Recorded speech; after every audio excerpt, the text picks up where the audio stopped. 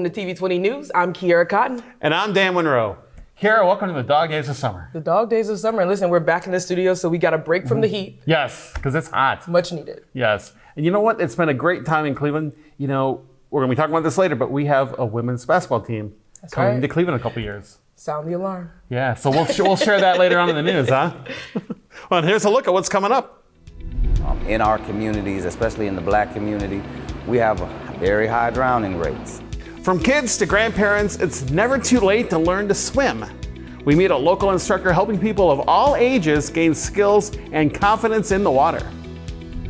The face and the hands and the boots are actually three-dimensional sculpture combined with the glass mosaics, which was like an experiment that I've been working on that I think came out very successful. You may have noticed new art in Cleveland's Buckeye neighborhood.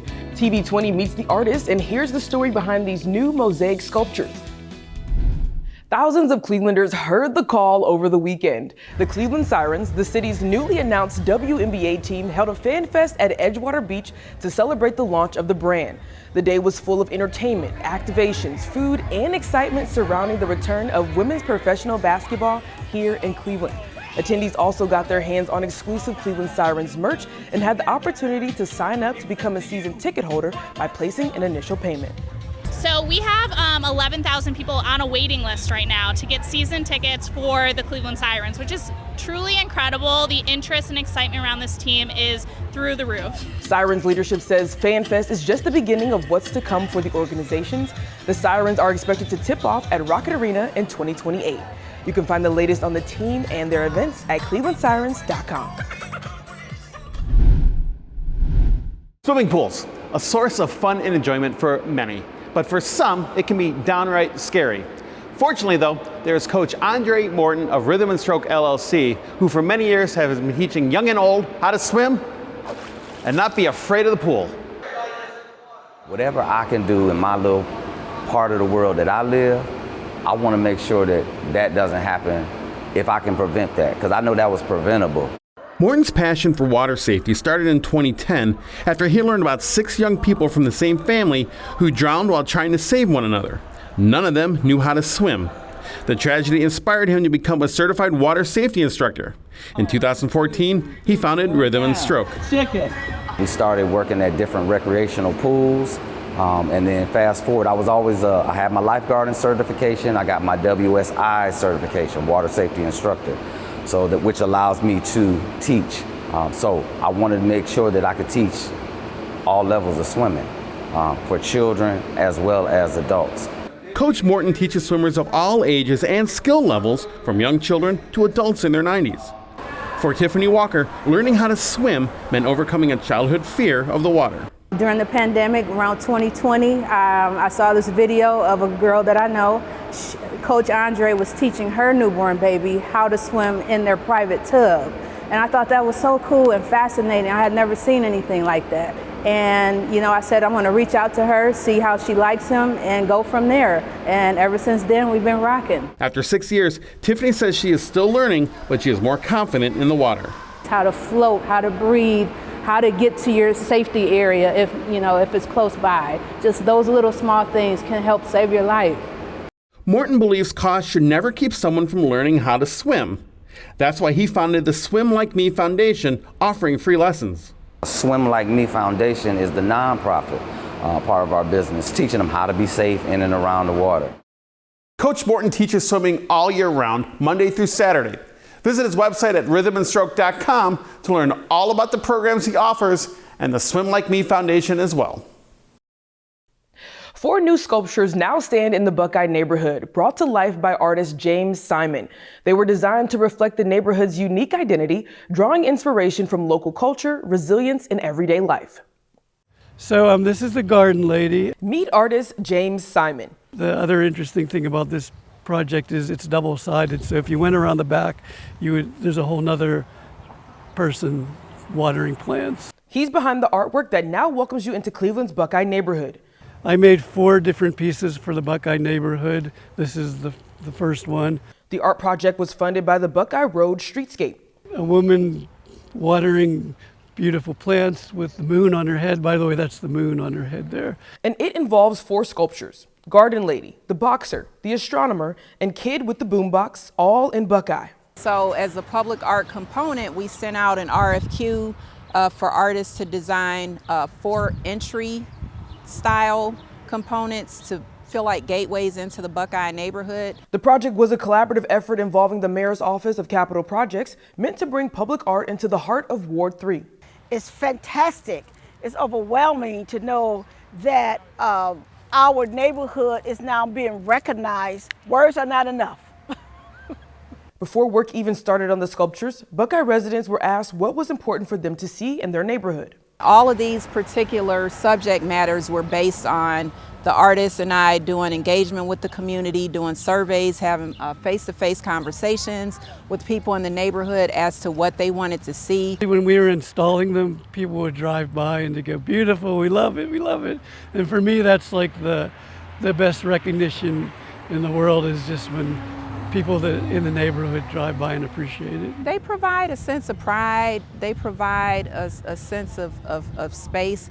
They show that the city is making investment in the neighborhood. Bringing art to this neighborhood is such a pleasure for me. I hope everybody enjoys them. If you'd like to check out the sculptures, they are now officially on display along Buckeye Road. And if they look familiar, James Simon is also behind the Trumpet Man sculpture on East 118th and Buckeye Road. Organizers hope the art is a lasting landmark for residents and visitors for generations to come.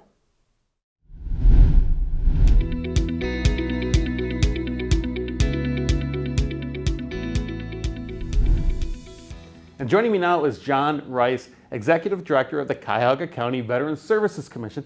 And today we're talking about the training that is offered to the veterans who come through the commission. John, thank you so much for joining me today. Thanks for having me. So tell me all about the Veterans Services Commission and what they offer to our veterans. Yeah, a little bit of everything, right? And so we try to be a one-stop shop for veterans. We know that if a veteran needs some very important things like VA claims work, that we're subject matter experts in that, right? So we have accredited service officers that can help through that complex process, ensure that we maximize the opportunity for the veterans to get awarded their claims. We help with emergency financial assistance, so veterans who are struggling with rent, food, clothing, hygiene, mortgages, utilities, those types of things, we're here to help them. We have some memorial affairs programs. We have some transportation programs. We're really excited about our occupational training programs, though, because they are a big part of our financial assistance and helping use financial assistance as a step to help veterans get to that long-term independence and sustainability. And so we're really excited to get veterans in here and show them what we can do to help change their lives. What kind of career training can be offered to the veterans here? So we've engaged with a couple different places, which is really great. We've engaged with a university that provides some skills training and certification training. We've engaged with a truck driving school to get people into truck driving. We have a flooring company that will train individuals to become, good at doing flooring, carpeting, hardwoods, whatever it is. But the truth is, it's really up to the veteran, right? If a veteran comes in here and says, here's what I want to do. Mm-hmm. I'm unemployed or I'm underemployed, and here's what I want to do, and there's a market for that position, then we will help them identify where they can get that training at, and when we will help get that training to them at no cost. Coming up in August soon is the Success Fair at Huntington Convention Center. That's a big thing for the veterans, especially for the commission here. It's massive, right? And so it's really come together over the years and continues to grow and expand, and the work being done by the team that plans that is phenomenal. And it's an opportunity for individuals who, again, are looking for work. And we take part in it because there's a lot of veterans out there that may not even know we exist. So we're there to make sure that they know about us and our programs. And sometimes we have some positions too that we can offer, but mostly it's because we provide those programs and the financial assistance, because a lot of people who are unemployed don't realize where they can get help. So they're borrowing, they're taking payday loans, and we want them to know that we're here and we can potentially help with during that transition, and then we can connect them through our programs and give them that holistic, wraparound services to bring them home and create true independence and stability. To the veterans out there watching right now who are going to come to the Success Fair, when they visit your table, do they need to know anything? Do they need to bring anything to help out? we identify our veterans by their DD-214. So not that every veteran's going to walk around with it everywhere they go, but if you're going to a big event like that, that might help to have in case you're going to engage with us. But the reality is, if most of the things we're going to be at that event are going to be for educational purposes, you're going to have to come down here, and that's when you're going to really need those documents. And I would argue that just generalized documentation, right? You should have identification that has Cuyahoga County address on it. You should have a DD-214 so that we know that your veteran status. And then, if you're applying for financial assistance, I try to make it as simple as possible because it could be a list. But if you've spent money or you've made money, and you need the documents to prove where that came from or where it went. And if you bring all that in, we should have a pretty good way of moving forward and helping create a profile around your entire situation and see what we can do to help. And if people want more information about the commission, where can they go? Yeah, I recommend the website or calling. So www.cuyahoga.vets.org or call us at 216-698-2600. But it's key for veterans who haven't worked through here before, just make that first connection at the Success Fair. Yes, absolutely. If you come to see us at the Success Fair, if you're looking for that warm handoff, you're not quite sure what to expect, come down and see us. We'll have a team of people down there. They're great, and everybody on our team is great. They truly do care about serving veterans. Everyone here is either a veteran or a family member of a veteran, and so it's more than just a career. It's a passion, and so everyone here is doing it because they love this line of work.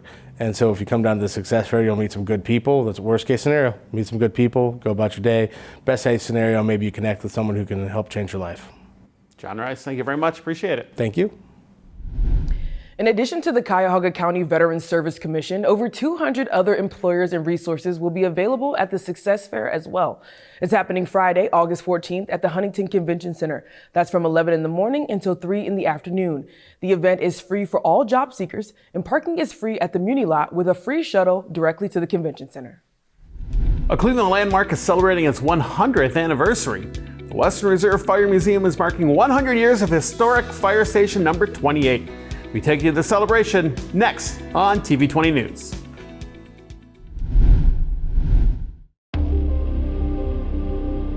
For 40 years, TV20 has been Cleveland's window into local government, community stories, and the people who make our city strong.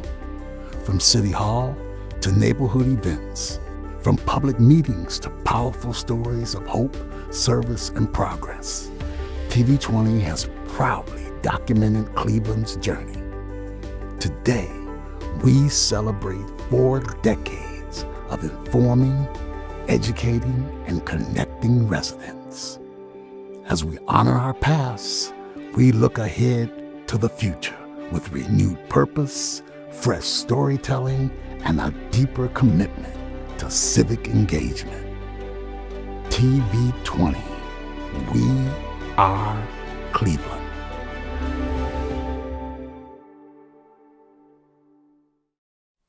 Hundreds of Clevelanders gathered at the Cleveland Museum of Art last Saturday night to celebrate the Cleveland Black Equity Fund's new campaign, the Race for Peace, Equity, and Humanity. TV20's reporter Sierra Nelson has the story. Clevelanders gather at the Cleveland Museum of Art for the Race for Peace, Equity, and Humanity. And will claim we want to see the humanity in others, but aren't willing to do the hard work. This event marks the launch of a year-long campaign. With the state of our nation now, if you will, nationally, statewide, locally, we're divided. The program honors 4-time Olympic gold medalist Jesse Owens and all that he stood for. He was able to fight against fascism, Nazism, and the incomparable constitution of hate. Owens' granddaughters feel this event honors their grandfather's effort. Many people might not know how humble he was, and it wasn't just that he was a great Olympian, a great athlete, but he really cared about the community. To be able to do it here in Cleveland, which is, his home and where he spent, lots of his life and family and everything, it's really special. Cleveland, once home to Owens, is where he planted English oak trees at James Ford Rhodes High School after returning from the 1936 Berlin Olympics. Hundreds of people are here to celebrate 90 years of legacy for Jesse Owens and take home a piece of history. The event featured an auction of limited rare 1936 English oak saplings. Those English oak trees are genetically the exact same tree that Jesse Owens carried across the Atlantic Ocean. He planted it in the ground here in Cleveland, and we're fortunate enough that they keep growing, and so that anyone tonight and anyone around the world who's listening can auction and bid on these trees and own a piece of history. Hidden Forest and Garden serves as a steward of the grafted trees, helping to preserve this living piece of history that will continue to grow. It's something that is going to lift lives and make this city better for everybody. Reporting in Cleveland, Sierra Nelson, TV20. 1, 2, 3. The Old Lorain Road connector trail is now open and ready to use. The new connector trail to Rocky River Reservation will help in the steep area near Fairview Hospital. And with this trail now we can access the park both by foot and by bicycle. It's really going to encourage a lot of health and wellness, both for the community, but also our caregivers at Fairview Hospital. So we're really excited about being part of the development of this trail and the access to the beautiful metro parks and the Emerald Necklace. When you hear the stories of I crashed my bike, I brought my golf clubs and they went on the so this is something that the community has been asking for, and we're finally able to deliver. Everybody that lives in Cam's Corners loves the metro parks. The challenge has been getting there. This path is a $2.7 million project that creates this piece of connectivity for pedestrians, for people riding their bikes, and really allows us to lean into the park aspect of West Park. The goal is to create a new park connection for the 1,400 residents living within a half mile of the park. It'll connect the existing Emerald Necklace Trail to the Towpath Trail in Cuyahoga Valley National Park and to multiple communities and trails along the way.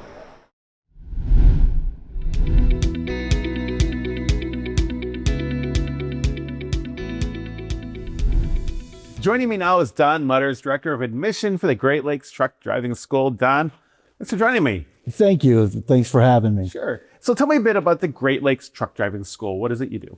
Well, we are a vocational school, adult vocational school. We provide Class A CDL, Class B CDL, and passenger bus training. But we're unique from some other truck driving schools because we also offer heavy equipment operator courses, and you can get also certified to be a mobile crane operator. Oh, wow. Yeah.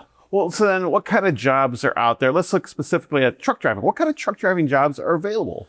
Well, right now in the industry, I've been there. I've been in it since 2014. I've never seen the demand for operators or drivers as high as it is now across the board.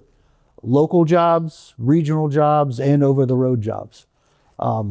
We've actually had some carriers come to us that have, up until recently, required experience, and now they have dropped that credential down to they are willing to hire directly out of school.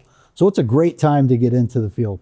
So you go through the school, then you'll get your CDL. Is that CDL good throughout the U.S.? Yeah, good question. You go through your 160 hour for Class A to get a Class A CDL. Then you take the test. So you have the pre-trip inspection, skill maneuver, and a road test. Then you go and you get the CDL. But yeah, it's good across the country, all 50 states. Well, that leads into my next question. What does training actually look like? Another good question. There's theory. So there's classroom theory where you're pre-trip inspection, log books, map reading, trip planning, safety videos, laws, rules, regulations. And then everything that you talked about in the class, you go out and apply hands-on with more pre-trip inspection, the backing maneuvers, and you get your behind-the-wheel road time in. I got to think for the students, day one has to be pretty intimidating when they stand next to those jockey trucks that they're going to be taught how to drive. Right, and we introduce them to that sometimes on a campus tour. I'll often ask, have you ever been in a truck? And amazingly enough, a lot of people say no. So for the first time on their campus tour, they're getting behind the wheel to get a taste of what the training is going to be like. But ultimately, just like everything else, training, practice, you get used to it. Now, does the school help with placement afterwards? Yeah, really important point is literally, you mentioned day one. So day one, they're sitting in the classroom. Recruiters start coming in and introducing themselves to them day one and talking about hiring them after they finish the training and pass the test. So job placement assistance, we have a jobs board. So employers are calling us weekly, and I'm looking for 3 drivers, 5 drivers, some over 25 a month. And then we set them up for an on-site visit. They come in and do their presentation. But we do the follow-up with the students also. So when they graduate, they're not just finished with us. We're calling them every 2 weeks. Have you found anything? Providing them with new leads as far as who's hiring. Now, I know you have a booth at the upcoming Success Fair at the Convention Center. Yes. What do people need to know before visiting your booth? Do they need to bring anything, or what should they do? Another really good question. It's more information sharing. We get folks that are interested. I usually just gather phone numbers, emails, sometimes set up campus tours, but then we start the information flow back and forth. Where are your campuses at? We have our main location is in Columbia Station, but last October, we actually opened our second location in Canton. All right. Can anyone learn how to drive a truck or a big heavy piece of machinery? I would say yes. I mean, you would think that if they can drive a car, the skills pretty much relate. In the heavy equipment, that seems to be intimidating, but I get more feedback about, my goodness, this changed my life. I really wasn't thinking of this as a career, but it's so much fun, moving dirt and pushing earth, Don, if people want more information about the Great Lakes Truck Driving School, where can they go? GreatLakesTDS.com, so www.greatlakestds.com, or call the school 440-236-4362. We're also on Facebook, Instagram, so all the social media platforms as well. And people can learn about when the next classes might be enrolling, things like that? Right. On the website, we have a full schedule for the heavy equipment, the crane, and the CDL courses. All right. Don Mutters, Great Lakes Truck Driving School. Thank you so much for joining us, and I guess we'll see you on the road. There you go. See you on the road. Thank you. You bet. Thousands packed downtown Cleveland for MGK Day for a weekend of music, entertainment, and hometown pride. And for the first time, the yearly festival and concert took place at North Coast Yard, a pop-up lakefront public space near downtown. Take a look.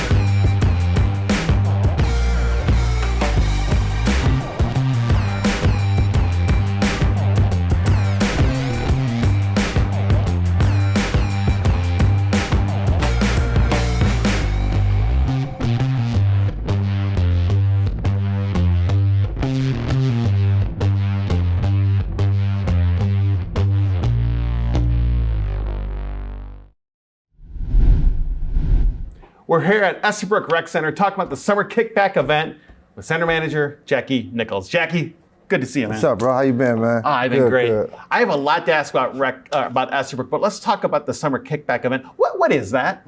Okay, so myself and Councilwoman Nikki Hudson and her team decided to put together informational fair, kind of like a kickback for the community where we can spill out resources, right? We can kick back. We have an old school car show. We're having a ton of food trucks, different food. We're having field activities. We're bringing children in from other recreation centers, other managers, downtown personnel to kind of showcase Estabrook and let people know the vision of where we're headed. And what are some of the resources that'll be available, some of the different vendors? Oh man, we have a host of city departments that are gonna come. We have building and housing. We have the local CDC, Brooklyn CDC. We have other recreational centers. Oh man, just a host of city departments. Well, beyond the kickback event, there's so much more going on in Estabrook, especially coming up this fall, which is right around the corner. Talk about some of the events happening and programs. Programming, man, we got volleyball coming up, which we're really big on volleyball here. We have a employee that's really great, Zach. We have flag football coming up. We have Zumba. We have, in the fall, our pool will be opening back up late fall.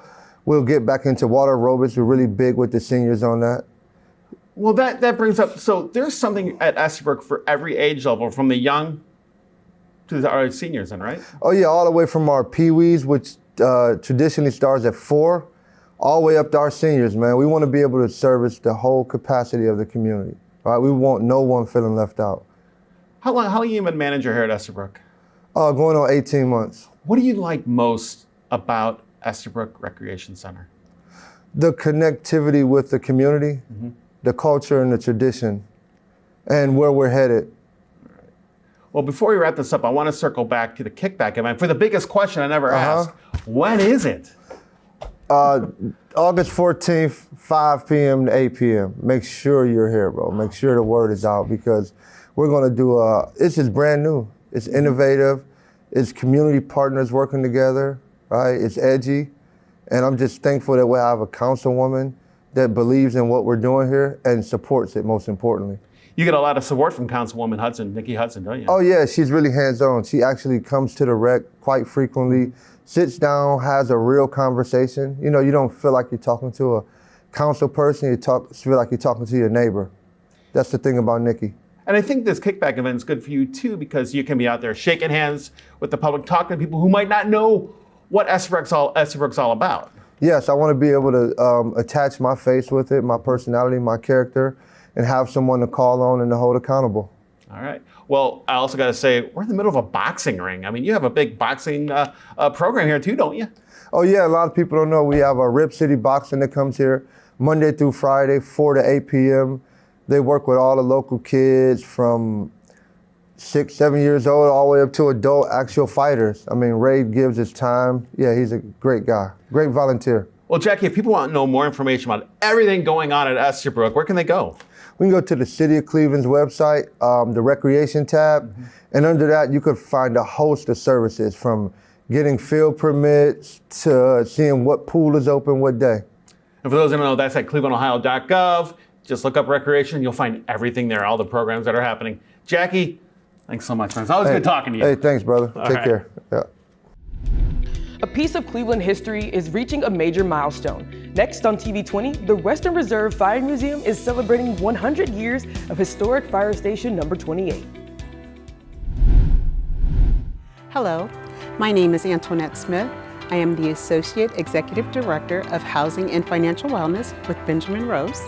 For more than a century, Benjamin Rose has supported older adults and families through programs that promote financial stability, housing security, caregiving support, and home and community-based services to promote independence and overall well-being. We're proud to bring these services here to the Greater Cleveland Food Bank Community Resource Center to help you plan not just for today, but for the future. Our Housing and Financial Wellness team can help you create a budget, improve your credit, reduce debt, and explore and maintain safe, affordable housing, empowering you to reach your long-term goals. Beyond that, Benjamin Rose offers personalized support for caregivers, counseling and behavioral health services, and other services including Meals on Wheels, opportunities to meet other older adults, and companionship to help you stay active, independent, and engaged. To learn more, visit www.benrose.org or call 216-791-8000, or simply visit us here at the Greater Cleveland Food Bank Community Resource Center. We look forward to serving you. The Western Reserve Fire Museum and Education Center marked a big milestone this past weekend, celebrating the 100th anniversary of Fire Station 28. The event included free public tours of the museum, a program discussing the role of Station 28, and a special display of fire apparatuses from the 1920s. We are doing tours here of our exhibit and especially our alarm office, which is part of the building, and it was also put in 1926 and became active that year. We have on our ramp out here some trucks that were built and in service around the time that this building, became a new fire station for Cleveland. Actually, this building is the first fire station in Cleveland that did not have accommodations for horses. For more information on the Western Reserve Fire Museum and Education Center, visit their website at wrfmc.com. The upcoming Success Fair on August 14th at the Huntington Convention Center offers more than just potential job opportunities. It also offers a chance to get a specialized certification for those in the food industry. To learn more, I visited the Cuyahoga County Board of Health.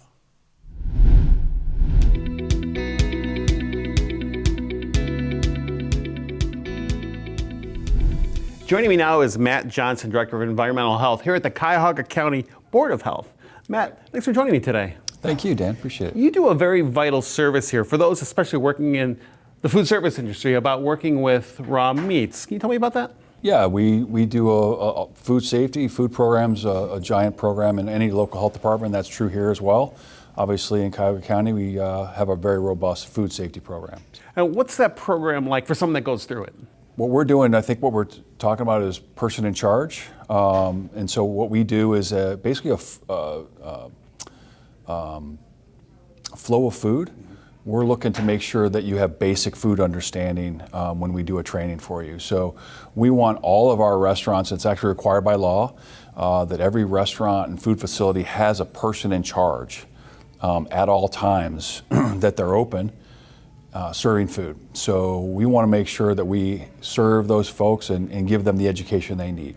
So basic food operations is what we're after. You know, that's interesting. So anyone like me who goes out to a restaurant, we kind of need to feel safe. We know that the food we're eating is good, but there's a lot more that goes into it that I guess us lay people who go there don't even know about. Correct, yeah. So there's a lot of training required by the person and the operator that's serving the food. And we want to, obviously our job is to make sure that's being done, and we try to also help support that wherever we can. So what does the training look like? What goes on in these training sessions? Usually these sessions are about 3 hours. For us, there are some shorter ones online. When the county health department teaches it, we do a 3-hour training. Costs about $30. And what we're doing, again, is flow of food, basics of food safety. We're going to talk about personal hygiene, sanitization, making sure that you get food from the proper sources, that you're cooking food properly, and that you're holding food and storing food the correct way. And how often do these sessions go on? Do you have these classes? We have these classes several times a month here at the Board of Health, and then we'll go out to facilities that are large enough, if it makes sense, and teach them on site. So Matt, when someone gets the certification through the training, how long is that good for? Do they have to renew it? Well, the great thing is it's good for life. So in the state of Ohio, if you take that person in charge class or the manager's class through a approved trainer, it's good forever. So you can keep that and put that as part of your resume. And is that good just throughout the whole state of Ohio? In the state of Ohio. Right. So coming up in August, it's the Success Fair. Correct. Over at the Huntington Convention Center. How is the Board of Health and all this tied into that? What we're doing with the Success Fair is we teach person in charge to anybody that shows up that wants to take it. We teach that free of charge. So it's our small contribution to the food service industry and to hopefully job creation in the area.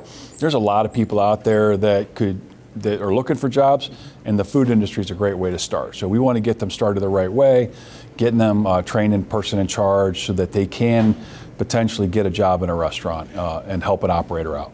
Could they get do they get the training at the center over at the Success Fair, or will they get guided to where they should go to next? They will get the training at the Success Fair, yes. Oh, wow, that's really interesting. What should someone know who goes to visit your table? What should they bring? How should they prepare? I think they just need to be prepared to learn for a few hours and to be open-minded, and we're going to have sanitarians there that do this every day and do restaurant inspections as a part of their job every day and are very knowledgeable. So that's really all they need to bring. And how long has the Department of Public Health been working with the Success Fair? I think we're last several years now, so it's not a long relationship, but it's been really, really good for us and good for them, and I think it's going to continue. I was going to say, so you've seen a lot of benefits for being there and helping those coming through then? That's correct, yeah. If people want more information, where can they go? They can go to our website, or the Success Fair, I believe, has a website as well. All right, man. Thank you so much for joining me. Thank you, Dan. Appreciate it, yeah. Thanks. There's a lot more still ahead here on TV20. Aria Wine Bar is officially open in Cleveland's Little Italy neighborhood, and we got a sneak peek before the grand opening. We speak with the owner about all the work that went into opening her very own wine bar and the help she was able to receive from the city of Cleveland along the way. And in a new episode of Creative Focus, Cal sits down with Ryan Harris. We speak with a Cleveland photographer whose photos tell the story of the city that he grew up in. Well, Dan, we wrapped up another week here in the studio. Next week, we'll be back out into the field in the community. And where we'll be, that's anyone's guess. That's right. Tune in to TV20 News to find out. In the meantime, we want to thank you so much for watching TV20 News. You can follow TV20 Cleveland on Instagram and Facebook or subscribe to our YouTube page. You can also watch our live stream at clevelandohio.gov/TV20. Thanks for watching TV20 News. I'm Dan Monroe. And I'm Kiera Cotton. We'll see you next time.